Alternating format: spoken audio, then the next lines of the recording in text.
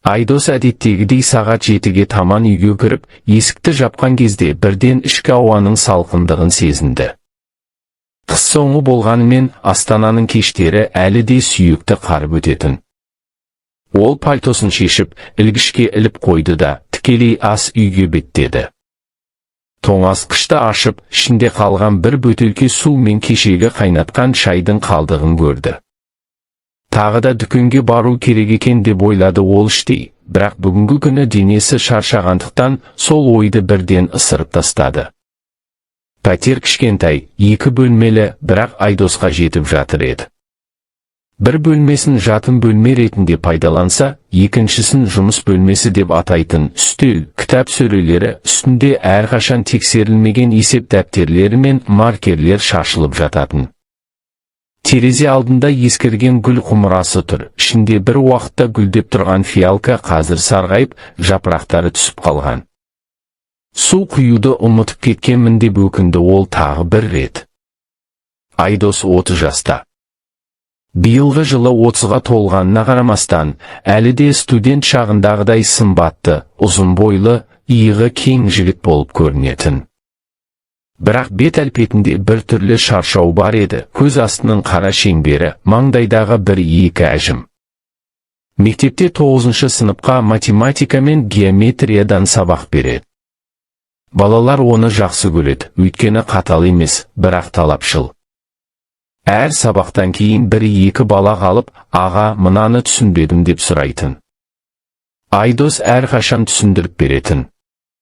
Бірақ үйге келгенде сол жылулық бірден суып қалатын сияқты.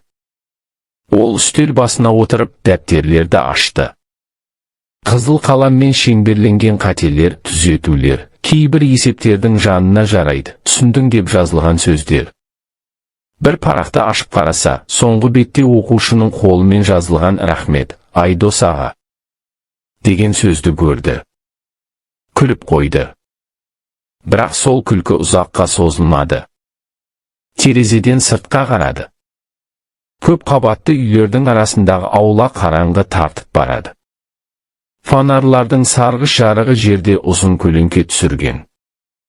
Көрші подъездің алдында біреу темекі шегіп тұр. Ал одан әрі 4-ші подъездің 1-ші қабатындағы терезеден жарық көрінеді. Сол Камила әженің пәтері. Камила әже Айдос осы үйге көшіп келгелі бері 3 жылға жуық көрші тұратын қария.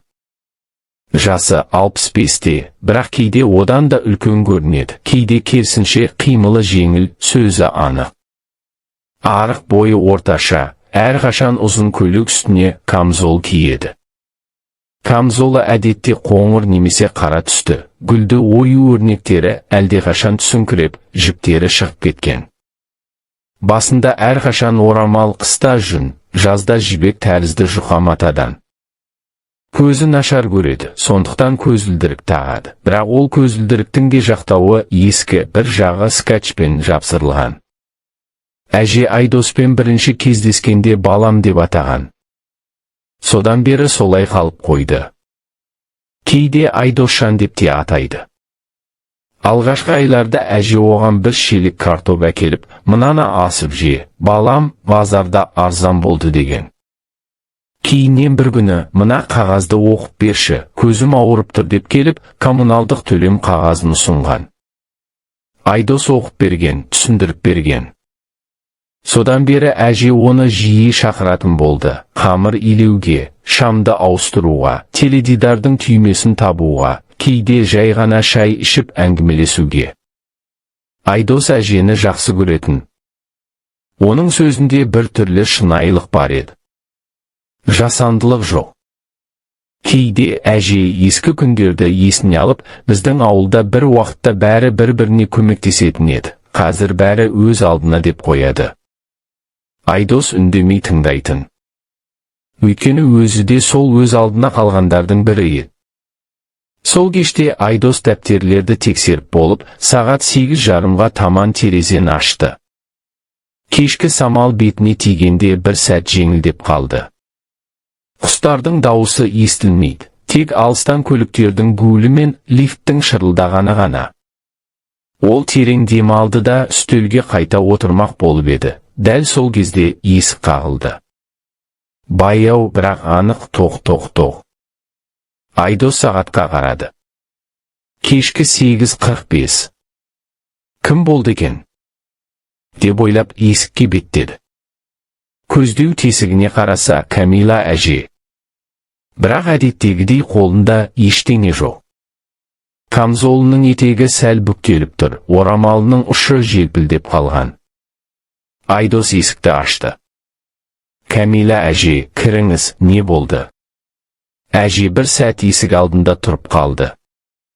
Көзін жерге түсіріп, терең дем алды. Сосын баяу, бірақ қатты дауыспен айтты. Балам, сөйлесетін бір ауыз сөз бар. Ішке кірмей-ақ айтайын. Айдос таңғалып есікті кеңірек ашты. Не болды, әже? Жүріңіз, кіріңіз. Жоқ, деді әже басын шайқап. Тыңдашы. Ол тағы бір дем алды. Содан кейін көзін Айдосқа қадап сөзін бастады. Менде үй бар. Басқа ешкімім жоқ. Балаларым шетелде, хабар алмайды. Мен өлсем үй мемлекетке кетеді. Сен жалғызсың, мен де жалғызбын. Егер сен мені әйел ретінде риза қылсаң, мына үйді атыңа жазып беремін. Сөз аяқталғанда пәтердің ішінде тыныштық орнады. Тек терезеден енген самал ғана пердені сәл қозғап қойды. Айдос бір сәт тілі байланып қалды. Миына не түсіп, не шыққанын өзі де білмеді. Тек жүрегінің тез соғып бара жатқанын сезді. Әже кеткен соң Айдос есікті баяу жапты. Қолындағы тұтқа әлі де суық еді, бірақ оның жүрегі керісінше оттайысып, тез-тез соғып тұрған. Ол бір сәт есікке сүйеніп тұрып қалды, көзімен әженің кеткен жағын қарады. Подъездің жарығы әлсіз, сары түсті лампа әрең жанып тұр. Әженің қадамдары естілмей қалды, тек лифттің алыстан шырылдағаны ғана құлағына жетті. Ол бөлмеге қайтып келді де диванға отыра кетті. Үстелдегі дәптерлер әлі ашық, қызыл қалам түсіп қалған. Бірақ қазір еш нәрсеге қарағысы келмеді. Басына әженің сөздері қайта-қайта оралып тұр. Егер сен мені әйел ретінде риза қылсаң, мына үйді атыңа жазып беремін. Бұл сөздерді ойлаған сайын Айдосқа бір түрлі ыңғайсыздық пен аяушылық қатар келетін. Ыңғайсыздық өйткені мұндай ұсынысты ешқашан күтпеген еді. Аяушылық өйткені әженің даусындағы дірілді, көзіндегі қорқынышты байқаған. Ол тұрып терезеге жақындады. Терезені қайта ашты. Кешкі самал енді суығырақ тиеді. Аула қараңғы, тек бір-екі терезеден ғана жарық шығып тұр. Камила әженің терезесі де жарық. Перде әрең қозғалып, ішкі шамның сәулесі сыртқа шығып тұр. Әже қазір не істеп отыр екен? Деп ойлады Айдос. Мүмкін шай қайнатып отыр ма, әлде терезе алдындағы ескі орындыққа отырып, сыртқа қарап тұр ма? Ол диванға қайта жатты. Телефонды қолына алды, бірақ кімге хабарлама жазарын білмеді. Анасына айтса, сен немене, балам, әжеңмен сөйлесіп жүрсің бе? Деп күледі. Достарына айтса, сен де байып кеттің ғой. Деп әзілдейді. Ешкімге айтқысы келмеді. Бұл сөз тек өзімен әже арасында қалуы керек сияқты еді. Сағат 11-ден асты. Айдос шамды өшірмеді, бірақ ұйқы келмеді. Ол жатқан күйі төбеге қарап жатты. Санасына түрлі ойлар келіп кетіп жатты. Әже неге осылай айтты? Шынымен үйді беремін деп пе? Әлде жалғыздықтан қорқып па? Немесе маған сенеді ме? Ол әженің бет әлпетін есіне түсірді.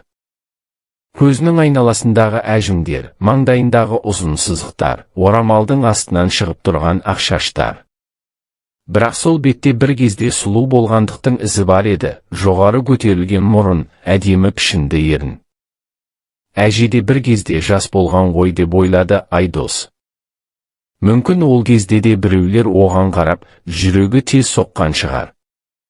Осы ойдан кейін тағы бір түрлі сезім келді, кінә сезімі. Өйткені әжеге жоқ деп айту оңай сияқты, бірақ сонымен бірге оның жалғыздығын тағы бір рет растап тастағандай болады. Сағат 1-ге таяғанда Айдос әрең тұрды. Ас үйге барып су ішті. Тоңазытқышты ашып қарады, іші бос. Тек бірнеше жұмыртқа мен кешегі нан қалған. Ертең дүкенге бару керек деп ойлады тағы да. Бірақ ой басқа жақта. Ол қайта диванға жатты. Телефонның экранын қарады, еш хабарлама жоқ. Әлеуметтік желілерді ашып, біраз уақыт скролл жасады. Бірақ ештеңе көңілін аудармады. Ақыры телефонды өшіріп тастады. Түн бойы ұйқысы келмеді. Кейде көзін жұмып жатса, әженің дауысы құлағына естіледі. Кейде көзін ашып жатса, терезедегі әлсіз жарықты көреді. Сағат 4-ке таман әрең ұйықтап кетті, бірақ ұйқысы жеңіл, түсіне әже кіріп, бірдеңе сұрап тұрғандай болды. Бірақ не сұрағанын түсінбеді. Таңертең сағат 7-ге жеткенде телефонның дабылы шықты. Айдос көзін ашты. Басы ауырып, көзі қызарып кеткен. Бірақ бірден есіне түсті, бүгін әже таңертең жауап күтеді деп айтқан. Ол тұрып, бетін жуды. Айнаға қарады, беті сұрғылт, көз асты қара. Қандай жауап беремін? Деген ой миынан шықпады. Киініп болған соң, есікке беттеді. Бірақ дәл сол кезде өз пәтерінің есігі қағылды. Баяу, бірақ анық, тоқ. Айдос сағатқа қарады. Сағат 7:25. Әже. Ол есікті ашты. Кәмила әже тұр. Қолында кішкене термос. Камзолының түймесі бір жері шешіліп қалған, орамалы сәл ығысып кеткен. Бірақ көзі таза, бетіне аздап күлкі үйірілген. Балам, шай әкелдім деді әже жай ғана. Ішіп сөйлесейік. Айдос бір сәт үндемеді. Сосын есікті кең ашып қолын созды. Кіріңіз, әже. Әже баяу ішке кірді. Термосты үстелге қойды. Екеуі үнсіз отырды. Тек термос ішіндегі шайдың ыстық буы ғана көтеріліп, ауаны толтырып жатты. Айдос әжені үстел басына отырғызды. Кішкене ас үй үстелі екеуіне әрең жететін. Термос ішінен шайдың ыстық иісі тарап, бөлмені тез толтырды. Қара шай, аздап қант қосылған, әженің әдеттегі қайнату тәсілі. Әже термос қақпағын ашып, 2 кесеге құйды. Біріншісін Айдосқа ұсынды, екіншісін өзіне алды. Қолдары сәл дірілдеп тұрғанын Айдос байқады, бірақ ештеңе демеді. Екеуі біраз уақыт үнсіз отырды. Тек сағаттың шықылдағаны мен көшеден келетін алыс шу ғана естіледі. Айдос кесені қолына алды да бір ұрттап көрді.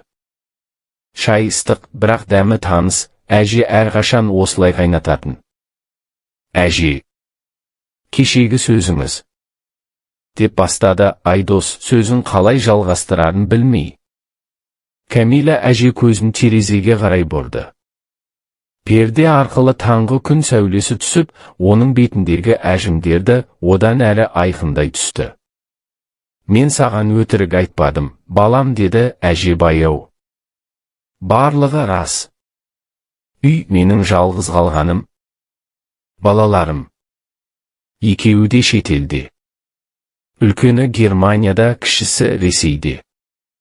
Соңғы рет хабарласқанына 2 жылдан асты.